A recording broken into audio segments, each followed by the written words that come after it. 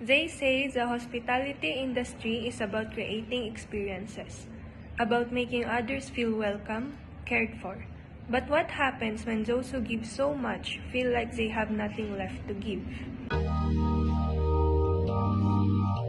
The long hours, the relentless pressure, the constant need to perform. The journey through hospitality studies can feel overwhelming, like you're navigating it all alone. Rough day?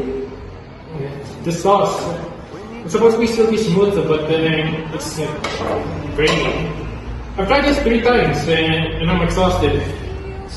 Tell me about it. Did it make the first cut? All that work, it was for nothing?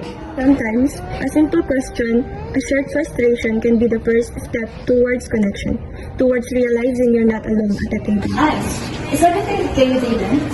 Honestly, no. I feel like I'm constantly juggling and about to drop all the balls. I can help. Maybe if we look together. Reaching out, offering a hand, sometimes the smallest gesture can make the biggest difference. Hey, Santi! You okay? You look like a little tense. Oh, hi, Jessa.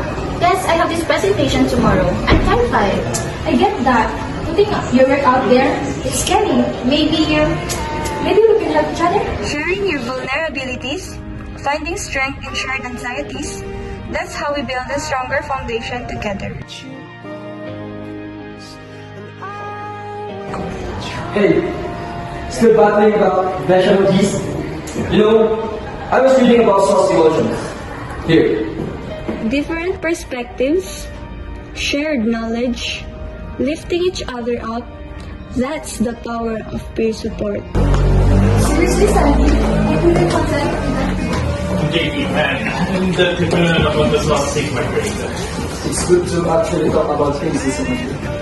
When we open up, when we connect, when we support each other, the challenges don't disappear, but they become less daunting. The pressure eases, the journey becomes less lonely. I'm so glad that you're all taking advantage of the peer mentoring program. Sometimes, the strongest support comes not just from instructors, but from those who truly understand. So next week, we're all tackling that impossible wine pairing assignment together, right? And after all that, you heard the message from the better it sounds good. Your journey in hospitality doesn't have to be a solo climb. Reach out. Connect, support each other. Together, we rise.